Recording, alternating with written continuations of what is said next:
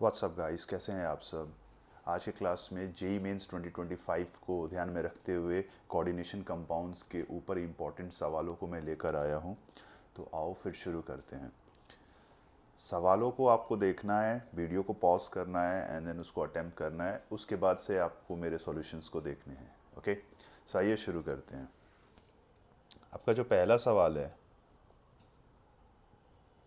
वो सवाल है, identification of Na+2 is carried out by dimethyl glyoxime. So basically ये DMG है in the presence of NH4OH। सो अगर आपको पता होगा, निकल+2 जो है वो DMG के साथ मिलकर एक कॉम्प्लेक्स बनाता है जो कि होता है NiDMG होल ट्वाइस, और इसका जो कलर होता है वो रोज़ी रेड होता है। ठीक है, सो ये स्टेटमेंट करेक्ट है। एंड जो दूसरा स्टेटमेंट है वो बोल रहा है dimethyl glyoxime is a bidentate neutral ligand. See, DMG जो होता है वो बाइडेंटेट तो होता है बट वो न्यूट्रल नहीं होता है, वो निगेटिव लिगेंड होता है। एंड अगर मैं उसके स्ट्रक्चर की बात करूँ देन उसका स्ट्रक्चर जो है कुछ यूँ इस तरीके से निकल कर आता है। ओके, बट ये सवाल थोड़ा इम्पोर्टेंट हो जाता है विथ रिस्पेक्ट टू क्वेश्चंस। अगर मैं कॉम्प्लेक्स बनाऊँ निकल DMG होल ट्वाइस का, देन जो मेरा कॉम्प्लेक्स बनकर आता है वो होता है ये।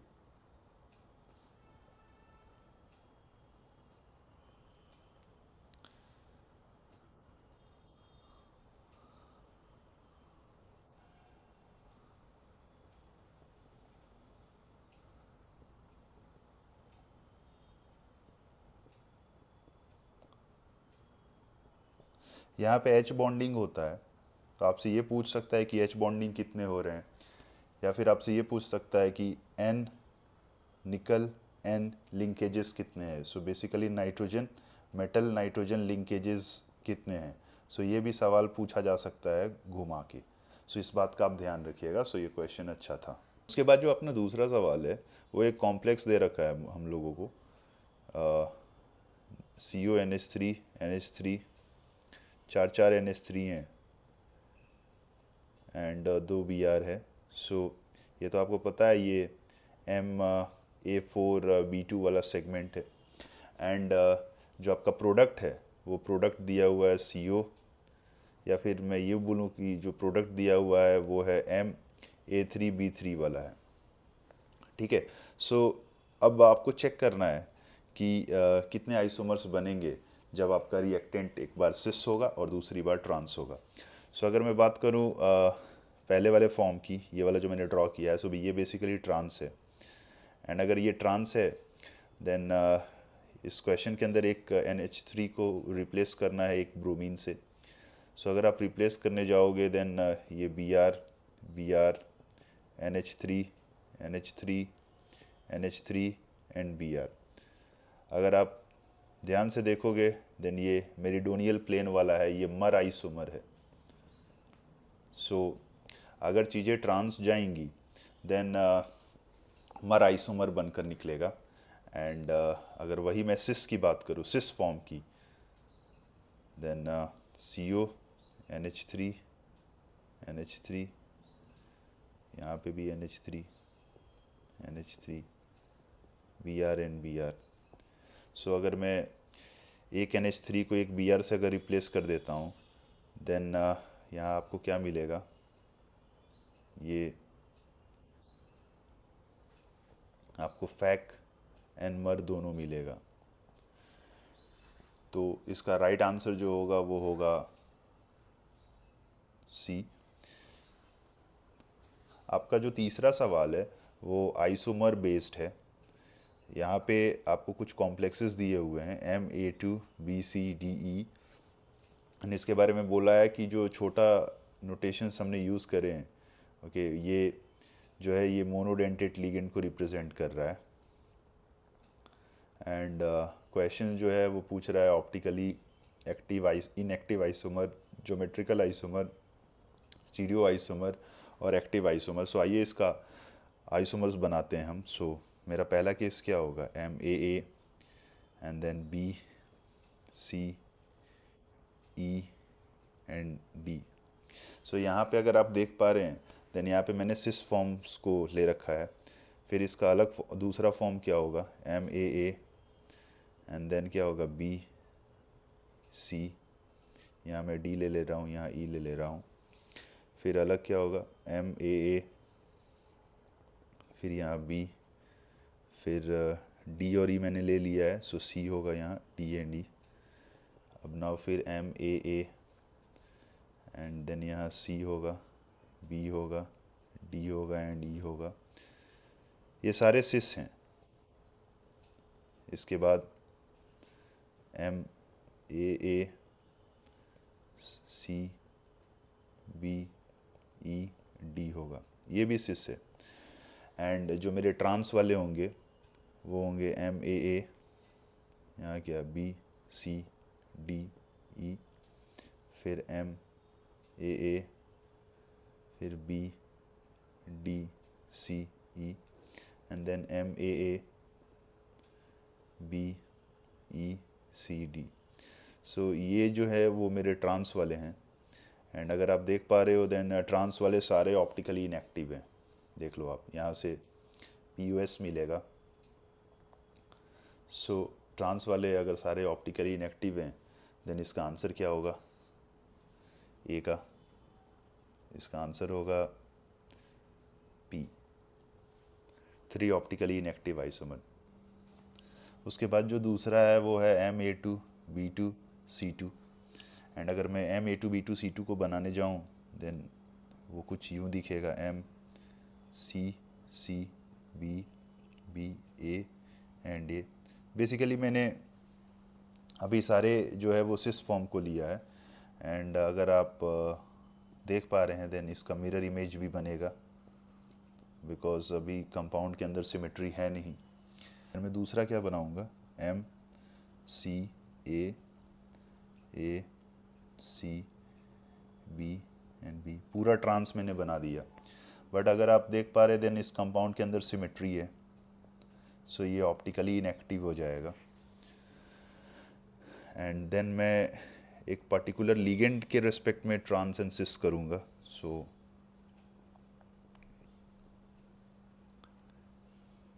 ये बी ले रहा हूँ, ए सी एंड सी। अगर आप देख पा रहे हैं देन ये ट्रांस है with respect to A. And यहाँ पे भी फिर से सिमेट्री हो जाएगी। अगला है मैं लूँगा trans with respect to B, फिर ए यहाँ लिख दिया, सी इधर लिख दिया, फिर से इसके अंदर सिमेट्री है। So this was trans with respect to B. And अब मेरा क्या होगा, trans with respect to C. So यहाँ सी ले लीजिए आप, ए बी, फिर से इसके अंदर सिमेट्री जा रही है। सो अगर इसका राइट आंसर आप देखोगे देन इसके आइसोमर्स हमने कितने बनाए, स्टीरियो आइसोमर्स ये बनाए 1 2 3 4 5 6। सो वो तो 6 हो गया। At the same time optically active कितने हैं, तो ये सारे जिसमें भी सिमेट्री है वो सब इनएक्टिव है, सारे इनएक्टिव हैं। पहला वाला ही ऑप्टिकली एक्टिव है, ठीक है। सो ऑप्टिकली एक्टिव जो होंगे वो 2 होंगे। सो इसका जो बी का जो राइट आंसर है वो है R एंड S। उसके बाद थर्ड है MA3BCD। अगर मैं MA3BCD को बनाने जाऊं देन मेरे पास जो वेरियस कॉम्बिनेशंस निकल कर आएंगे वो आएंगे MAACDB, ठीक है। फिर उसके बाद क्या आएगा, MAA, फिर इधर मैं D ले रहा हूँ, इधर B के अपोजिट मैं चीज़ों को रख रहा हूँ, A। फिर क्या आएगा, MAA। अब B के अपोजिट मेरा C रहेगा, फिर MAA एंड अब मैं C के अपोजिट D रख रहा हूँ, B एंड A। तो अगर आप देख पाएंगे देन सिमेट्री की अगर मैं बात करूँ देन इस वाले केस में मुझे यहाँ से सिमेट्री दिख रहा है, इधर भी मुझे यहाँ से सिमेट्री दिख रहा है एंड लास्ट वाले में भी मुझे यहाँ से सिमेट्री दिख रहा है। और पहले वाले केस में कहीं से सिमेट्री नहीं है, विच मीन्स इसका मिरर इमेज भी बनेगा। सो अगर मुझे इसका आंसर करना होगा देन सी का जो राइट आंसर होगा वो होगा P Q N S. 3 optically inactive, because symmetry अगर प्रेजेंट है तो वो ऑप्टिकली इनएक्टिव हो गया। और ज्योमेट्रिकल्स 4 होंगे, 1 2 3 4, ये ज्योमेट्रिकल हैं। एंड 2 ऑप्टिकली एक्टिव, आपको तो पता ही ये और इसका mirror image, so hence P Q N S will be the right answer. इसके बाद जो अपना अगला सवाल है वो है MA2B2। ये बोल रहा है ये SP3 है या फिर ये DSP2 है। सो आप समझ रहे हैं ये टेट्राहेड्रल हो गया एंड ये क्या हो गया, ये स्क्वायर प्लेनर हो गया। नाउ क्वेश्चन पूछ रहा है ऑप्टिकल आइसोमर्स कितने हैं। ऑप्टिकल आइसोमर्स कितने हैं? सो अगर मैं टेट्राहेड्रल बनाने जाऊं देन ये MAAB, आपको यहाँ से सिमेट्री दिख रहा है, देन ऑप्टिकल आइसोमर होगा नहीं, ऑप्टिकल आइसोमर नहीं है। एंड अगर मैं स्क्वायर प्लेनर जाऊं देन यहाँ से फिर से सिमेट्री है, ऑप्टिकल आइसोमेरिज्म नहीं होगा। ये दरअसल सिस फॉर्म था। आप इसका अगर ट्रांस भी बनाओगे देन वहाँ ट्रांस से भी आपको कुछ मिलने जाने वाला है नहीं, ऑप्टिकल वहाँ से भी ज़ीरो आएगा। सो इसका राइट आंसर सी होगा। ये वाला क्वेश्चन फिर से आइसोमर से रिलेटेड है। पहला क्वेश्चन है COCl3 NH3 होल थ्राइस। सो आपको अगर देख पा रहे देन ये मेटल Ma3B3 है और Ma3V3 आपको पता है फैक्मेर होता है। सो ये स्ट्रेट अवे आराम से आप कर लोगे। जो दूसरा वाला है वो है ऑक्सलेट, 3 ऑक्सलेट पड़े हुए हैं। सो अगर मुझे बनाना होगा देन ये ऑक्सलेट इधर, फिर ऑक्सलेट इधर एंड फिर ये ऑक्सलेट इधर। सो अगर आप देख पा रहे देन यहाँ सिमेट्री किसी भी एंगल से मिलेगी नहीं, आपको सिमेट्री कहीं से नहीं मिलेगी। मतलब क्या हो गया, इसका मिरर इमेज बनेगा, ऑप्टिकल आएगा इसके अंदर, एंड ज्योमेट्रिकल की तो बात ही नहीं करेंगे। सारे जगहों से आप इधर उधर अगर करेंगे देन सेम ही कंपाउंड आपको मिलेगा, ज्योमेट्रिकल की बात नहीं करेंगे। सो अगर सेकंड वाले के बारे में मैं बात करूं देन इसका करेक्ट चॉइस जो होगा वो टी होगा, 2 ऑप्टिकली एक्टिव आइसोमर। नाउ जो थर्ड वाला है वो है CrCl2OX2। अगर मैं इसको बनाने जाऊं देन वो क्या आएगा, Cr ऑक्सलेट में अभी अपोजिट ले रहा हूँ एक दूसरे से, एंड दो Cl इधर आएंगे। देन यहाँ पे सिमेट्री आ रही है, सिमेट्री आ रही है। और जो दूसरा केस है वो क्या है, इधर ऑक्सलेट में ले रहा हूँ, ठीक है।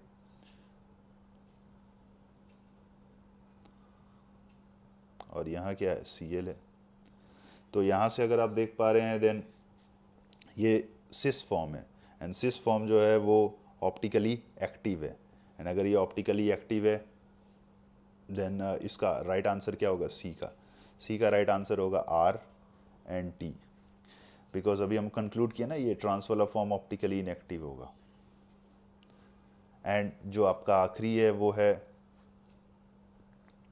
MA3B3 again. सो ये क्या होगा, ये फैक्मर ही होगा। एंड अगर ये फैक्मर होगा तो इसका राइट आंसर क्या होगा, डी वाले का चॉइस जो होगा वो होगा P एंड T। ना अगला सवाल है COCl4 NH3 होल ट्वाइस। सो अगर आप ये देख पा रहे हैं देन ये Ma4B2 टाइप है। एंड अगर Ma4B2 टाइप है देन इसका सिस और ट्रांस एग्जिस्ट करेगा, सो इसके लिए राइट आंसर क्या होगा, 2 होगा।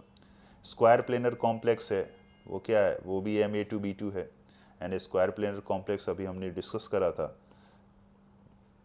वो भी सिस ट्रांस होगा, सो उसके भी 2 हैं।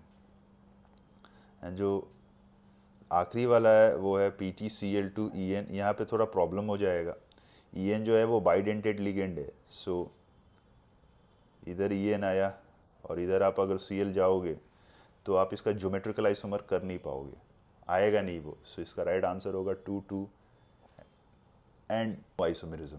इस वाले क्वेश्चन में बोल रहा है NiCl2NH3 होल ट्वाइस ऑब्टेन्ड हो रहा है आपको, ओके।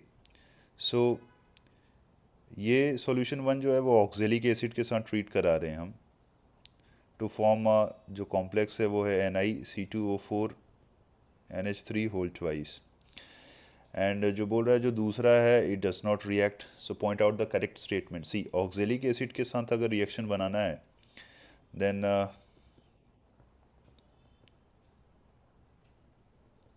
देन दोनों Cl को सेम साइड होना होगा, बिकॉज ऑक्जेलिक एसिड जो होता है ये बाइडेंटेट लिगेंड होता है। सो अगर दोनों Cl सेम साइड होगा सो उस केस में ऑक्जेलिक एसिड के साथ वो रिएक्ट करेगा एंड ये अपना कॉम्प्लेक्स बनेगा। एंड अगर ये इसका ट्रांसफॉर्म अगर मैं लूँ, ट्रांसफॉर्म, देन ट्रांसफॉर्म के टाइम पे ऑक्जेलिक एसिड के साथ रिएक्शन नहीं होगा, एंड अगर नहीं होगा देन इसका राइट आंसर क्या होगा? B, 1 is cis and 2 is trans. हाँ, बोथ आर स्क्वायर प्लेनर। आपका जो अगला सवाल है वो बोल रहा है from the stability constant predict which of the following is the strongest ligand. So आपको पता है मेटल जब लिगेंड के साथ एसोसिएटेड होता है तो कॉम्प्लेक्स बनाता है एंड ये इक्विलिब्रियम पे है एंड इसका कुछ इक्विलिब्रियम कांस्टेंट होगा के। सो अगर मैं बोलूँ कि हायर द के देन जो आपका रिएक्शन है वो फॉरवर्ड जाएगा, मतलब कॉम्प्लेक्स ज़्यादा स्टेबल होगा। एंड अगर कॉम्प्लेक्स ज़्यादा स्टेबल होगा विच मीन्स लिगेंड ज़्यादा स्ट्रॉन्ग होगा। सो आपको बस चेक करना है कि के वैल्यू किसका सबसे ज़्यादा है। जिसका के वैल्यू ज़्यादा वो उसके अंदर जो है वो लिगेंड का जो स्ट्रेंथ है ओके वो हम ज़्यादा कंसिडर करेंगे। सो यहाँ से जो मेरा निकल कर आ रहा है वो सेकंड वाला है, जहाँ पे के का वैल्यू जो है वो 10⁻27 में है। सो इसका राइट आंसर जो होगा वो बी होगा। नेक्स्ट क्वेश्चन है, आपके पास कॉम्प्लेक्सेस दिए हुए हैं एंड इन कॉम्प्लेक्सेस का कुछ बिहेवियर दिया हुआ है, paramagnetic, para, dia, dia, and उनके जो है वो हाइब्रिडाइजेशंस एंड ज्योमेट्रीज दे रखे हैं। सो आइए एक एक करके चेक करते हैं। सो पहला है क्या? CrCO6। CO आपको पता है न्यूट्रल लिगेंड है, सो इसका हो जाएगा 3d5 4s1। एंड CO जो है वो SFL है, स्ट्रॉन्ग लिगेंड है, तो पेयरिंग ऑफ इलेक्ट्रॉन होगा। एंड अगर पेयरिंग ऑफ इलेक्ट्रॉन होगा देन यहाँ पे कोई अनपेयर्ड इलेक्ट्रॉन होंगे नहीं, सो ये पैरा तो होगा नहीं, पैरा होगा नहीं। दूसरा जो है वो क्या है? FeCO5। अगेन CO जो है वो क्या है? Strong field ligand, CO strong field ligand है। एंड अगर मैं कॉन्फ़िगरेशन लिखने जाऊँ देन वो क्या आएगा? 3d6 4s2। एंड फिर से पेयरिंग होगा, एंड अगर फिर से पेयरिंग होगा देन पैरामैग्नेटिक तो होगा नहीं। अगला क्या है? CO 4 माइनस, तो यहाँ पे CO माइनस है एंड इसका अगर कॉन्फ़िगरेशन होगा लिखने में जाऊँ देन होगा वो 4s2 3d8। यहाँ पे स्ट्रॉन्ग फील्ड लिगेंड होने के कारण इलेक्ट्रॉन्स पेयर हो जाएंगे, electrons would pair up, and अगर electrons would pair up then it will be a diamagnetic species and उस केस में it will become sp3। And जो आखिरी वाला केस है NiCO4, देन यहाँ पे it will be 3d8 4s2। And अगर ये 3d8 4s2 है फिर से strong field ligand pair up हो जाएगा, डाया होगा, बट इस केस में हाइब्रिडाइजेशन sp3 होगा, it should not be dsp2। सो इसका राइट आंसर जो होगा वो होगा सी। अगला सवाल है correct order of magnetic moment में अरेंज करने बोल रहा है। सो अगर मैं मेटल के ऊपर जाऊँ चार्ज देखने देन वो +2 है, सो वो 3d5 हो गया। Cl जो है वो आपका वीक फील्ड लिगेंड है, सो इलेक्ट्रॉन पेयर अप होंगे नहीं, सो यहाँ पे 5 अनपेयर्ड इलेक्ट्रॉन हो जाएगा। दूसरा वाला है कोबाल्ट +2, ये क्या होगा? ये होगा 3d7। फिर से Cl वीक फील्ड लिगेंड है, सो इलेक्ट्रॉन पेयर अप होंगे नहीं, एंड अगर नहीं होंगे देन यहाँ से 3 अनपेयर्ड इलेक्ट्रॉन्स निकल कर आएगा। और अगला है उसके बाद Fe+2, ये जो है वो 3d6 है, बट साइनाइड जो है वो स्ट्रॉन्ग फील्ड लिगेंड है, यानी स्ट्रॉन्ग फील्ड लिगेंड के कारण 0 अनपेयर्ड इलेक्ट्रॉन। तो इसका जो राइट आंसर है वो होगा ए। जो नेक्स्ट क्वेश्चन है वो COF6 3 माइनस है, यहाँ पे कोबाल्ट +3 है, एंड अगर कोबाल्ट +3 हो गया then it will become 3d6, ठीक है। एंड जो दूसरा है वो है CONH3 +3, यहाँ पे भी कोबाल्ट जो है वो +3 है, एंड अगर +3 हो गया then it will become 3d 6। But आपको पता है F जो है F माइनस, ये वीक फील्ड लिगेंड है, सो इलेक्ट्रॉन पेयर अप नहीं होंगे, वो वैसे के वैसे ही रहेंगे। मतलब यहाँ से आपको क्या बनेगा, outer orbital complex.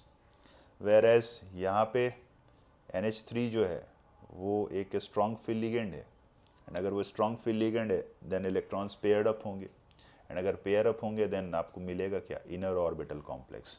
So Delhi is the right answer. Next सवाल है, बोल रहा है कि एक कोई मेटल है जिसका मैग्नेटिक मोमेंट 4.91 है, मतलब वहाँ से अगर मैं अनपेयर्ड इलेक्ट्रॉन्स की बात करूँ देन वो 4 होना चाहिए। बोल रहा है वही मेटल दूसरा कॉम्प्लेक्स बना रहा है सेम ऑक्सीडेशन स्टेट में होने के बाद, तो उस समय उसका जो मैग्नेटिक मोमेंट है वो 0 है, सो उस समय अनपेयर्ड इलेक्ट्रॉन्स कितने होने चाहिए, 0। तो आपसे पूछ रहा है वो मेटल कौन सा है। तो बहुत सिंपल सा सवाल है, अगर मैं आयरन पे जाऊँ देन मेरा आयरन जो है वो होगा 3d6, एंड अगर इस केस में मैं वीक फील्ड लिगेंड लूँ देन मेरा जो अनपेयर्ड इलेक्ट्रॉन होगा वो 4 निकल कर आएगा। एंड अगर सेम मैं स्ट्रॉन्ग फील्ड लिगेंड लूँ देन इलेक्ट्रॉन पेयर अप हो जाएंगे, एंड अगर इलेक्ट्रॉन पेयर अप हो जाएंगे तो उस केस में जो मेरा अनपेयर्ड इलेक्ट्रॉन्स है वो 0 होगा। हैंस वो इस चीज़ को सेटिस्फाई कर रहा है। सो राइट आंसर जो होगा वो सी होगा। अगला सवाल पूछ रहा है IUPAC बताना है आपको। तो दरअसल यहाँ जेनॉन जो होता है वो प्लेटिनम के साथ कंबाइन करके ये कॉम्प्लेक्स बनाता है, एंड मैं इस कॉम्प्लेक्स के बारे में लिखूँ, ये दरअसल आपको लग रहा है यहाँ कोई चार्ज नहीं है बट वो चार्ज होता है। सो इसका जो राइट आंसर होगा वो होगा xenon and hexa fluorido, and चूँकि प्लेटिनम पे यहाँ कितना चार्ज है +5, सो ये होगा platinate and then it will be 5। So Bombay इसका करेक्ट आंसर है, ध्यान रखिएगा इस वाले सवाल को। नेक्स्ट सवाल बोल रहा है which of the following ions are optically active. So आपको सिमेट्री देखना है, जिस जिस कंपाउंड में सिमेट्री जो है वो प्रेजेंट है वो कंपाउंड ऑप्टिकली इनएक्टिव हो जाएगा। तो पहला वाला जो केस है वो यहाँ से अगर आप देख पा रहे हैं देन सिमेट्री है, सो ये ऑप्टिकली इनएक्टिव हो गया। दूसरे वाले केस में आप किसी भी एंगल से सिमेट्री देख नहीं पाओगे, तो अगर देख नहीं पाओगे देन इसके अंदर सिमेट्री है ही नहीं, तो फिर ये ऑप्टिकली एक्टिव हो गया। थर्ड वाला जो केस है, थर्ड वाले केस में भी आप कहीं से सिमेट्री देख नहीं पाओगे, तो अगर देख नहीं पाओगे देन फिर से ये ऑप्टिकली एक्टिव हो गया। एंड फोर्थ वाला के अंदर सिमेट्री है, देख लीजिए। सो इसका जो राइट आंसर होगा वो होगा 2n। नेक्स्ट क्वेश्चन है, आपको total number of possible isomers बताने हैं। यहाँ ये NH3 4 एंड देन यहाँ PTCl4, ये +2 पे है, ये +2 पे है। सो आप देख लो various kinds of possible exchanges कितने होंगे। आप एक NH3 इधर डालो, एक Cl इधर डालो, तो उसके कारण एक आएगा। जो आपका दूसरा आएगा फिर से एक NH3 इधर डालो, फिर से एक Cl इधर डालो, तो वो दूसरा हो गया। जो आपका थर्ड निकल कर आएगा, अब इधर आप एक NH3 डालो, इधर एक Cl डालो, सो वो थर्ड हो गया। एंड चौथा क्या होगा, चौथा होगा कि Cl इधर दे दो पूरा और NH3 इधर दे दो, सो उससे चौथा मिलेगा आपको। सो इसका राइट आंसर जो होगा वो होगा C 4। नेक्स्ट क्वेश्चन है, पूछ रहा है आपसे कि कौन किस किस टाइप का आइसोमेरिज्म ये कॉम्प्लेक्स करेगा। सो आपको पता है NCS जो होता है वो एम्बीडेंटेट होता है, एम्बीडेंटेड, सो वो लिंकेज कर सकता है। एंड एक Cl अंदर इधर जा सकता है और ये इधर जा सकता है, तो उसके कारण कोऑर्डिनेशन हो सकता है। सो दिल्ली जो है वो इसका करेक्ट आंसर है। नेक्स्ट है, which of the following is considered to be an anti cancer species. So application based question है। सिस्प्लेटिन जो होता है वो एंटी कैंसर स्पीशीज होता है, कैंसर के ट्रीटमेंट में उसका यूज़ करते हैं। एंड जो वो सिस्प्लेटिन होता है वो ये होता है ClCl NH3 सेम साइड पे। सो इसका राइट आंसर होगा C, ये आप ध्यान रखिएगा। अगला सवाल आयनिक कंडक्टेंस पे है, पूछ रहा है कि करेक्ट ऑर्डर क्या होगा आयनिक कंडक्टेंसेस का। ऑक्टाइडल कॉम्प्लेक्स है, सो प्लेटिनम है, ऑक्टाइडल कॉम्प्लेक्स है, 5 NH3 है शुरू में, देन यही एक कॉम्प्लेक्स बनेगा एंड Cl को मैं बाहर लिख दूंगा। एक्चुअली जो न्यूट्रल लिगेंड्स होते हैं उनको हम लोग बाहर नहीं लिखते।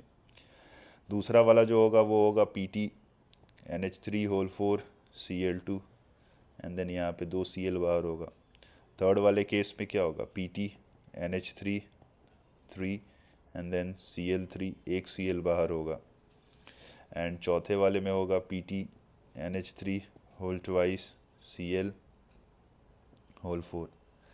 पहले वाले में आपके पास 4 आयोन्स आएंगे, दूसरे वाले से 3 आयोन्स आएंगे, तीसरे वाले से 2 आयोन्स आएंगे एंड चौथे वाले से एक भी नहीं आएगा। तो जितना ज़्यादा आयोन्स रहेंगे उतना ज़्यादा आयनिक कंडक्टेंस होगा।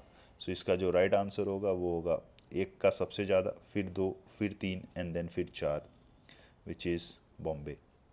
नेक्स्ट क्वेश्चन बोल रहा है कि 1/3 ऑफ क्लोरीन जो है वो प्रिसिपिटेट हो रहा है एंड अगर आप यहाँ Cl देख पाओगे देन 3 Cl है। सो 1/3 का मतलब क्या हुआ, 1 Cl। 1/3 का मतलब क्या हुआ, 1 Cl। अगर 1 Cl प्रिसिपिटेट हो रहा है AgNO3 से, मतलब 1 Cl ही जो होगा वो कोऑर्डिनेशन स्फीयर के बाहर होगा। एंड अगर ऐसा है देन C के अंदर 1 Cl कोऑर्डिनेशन स्फीयर के बाहर है। सो C करेक्ट आंसर है। नेक्स्ट क्वेश्चन जो है वो सिग्विक EN पे है। आपको x का वैल्यू निकालना है। सो फॉर्मूला यूज़ कीजिए, 26 plus 2 into x is equal to the nearest atomic number of the noble gas which is 36। So यहाँ से जो x आएगा वो आएगा 5। So 5 is the correct answer. Next question पूछ रहा है ऑर्गेनोमेटेलिक कंपाउंड कौन सा है। तो ऑर्गेनोमेटेलिक के अंदर आपको पता है कार्बन एटम जो है वो मेटल से लिंक्ड होना चाहिए। तो जिस जिस केस में मेटल से लिंक्ड है उस केस में वो ऑर्गेनोमेटेलिक कंपाउंड है एंड जहाँ नहीं है लिंक्ड वहाँ पे नहीं है। सो सिस्प्लेटिन जो अभी मैंने 2-3 क्वेश्चन पहले बात करा था उसमें क्या हो रहा था, प्लेटिनम था, NH3 था, NH3 था, Cl था, Cl था, इधर कहीं कार्बन है ही नहीं। कार्बन है ही नहीं देन ये ऑर्गेनोमेटेलिक कंपाउंड नहीं है। सो इसका राइट आंसर बॉम्बे होगा। आपका अगला सवाल सिनर्जिक बॉन्डिंग के ऊपर है। सिनर्जिक बॉन्डिंग के अंदर मेटल कार्बन ऑक्सीजन के अंदर जो हम चेंजेस के बारे में बात करें देन यहाँ मेटल कार्बन के अंदर बॉन्ड लेंथ जो होता है वो कम होता है, बॉन्ड ऑर्डर जो है वो बढ़ता है। कार्बन ऑक्सीजन के अंदर बॉन्ड लेंथ बढ़ता है एंड बॉन्ड ऑर्डर जो होता है वो कम होता है। तो जितना ज़्यादा सिनर्जिक बॉन्डिंग होगा उतना ज़्यादा ये चेंजेस आपको देखने को मिलेंगे। सो अगर मैं बात करूँ सबसे ज़्यादा सिनर्जिक बॉन्डिंग किस में हो रहा है, तो सबसे ज़्यादा सिनर्जिक बॉन्डिंग V- में हो रहा है बिकॉज नेगेटिव चार्ज है सेंट्रल एटम पे। तो अगर सबसे ज़्यादा सिनर्जिक बॉन्डिंग वहाँ हो रहा है देन सबसे कम मेटल बॉन्ड लेंथ वेनेडियम वाले के केस में होगा एंड सबसे ज़्यादा बॉन्ड लेंथ मेटल ऑक्सीजन के बीच में वेनेडियम वाले का होगा एंड अगर बॉन्ड लेंथ ज़्यादा होगा देन उसी का बॉन्ड ऑर्डर सबसे कम होगा। सो यहाँ बॉन्ड स्ट्रेंथ के बारे में बात कर रहा है देन जो राइट आंसर होगा वो इसका होगा बॉम्बे। सो आज के क्लास में हम लोगों ने JEE mains point of view से क्या क्या इंपॉर्टेंट एस्पेक्ट्स ऑफ क्वेश्चंस हो सकते हैं कोऑर्डिनेशन कंपाउंड्स के अंदर उसके बारे में बात करी है। आई होप सेशन आपको अच्छा लगा होगा। मिलते हैं अगली क्लास में किसी दूसरे टॉपिक के साथ। Till then take care, bye bye.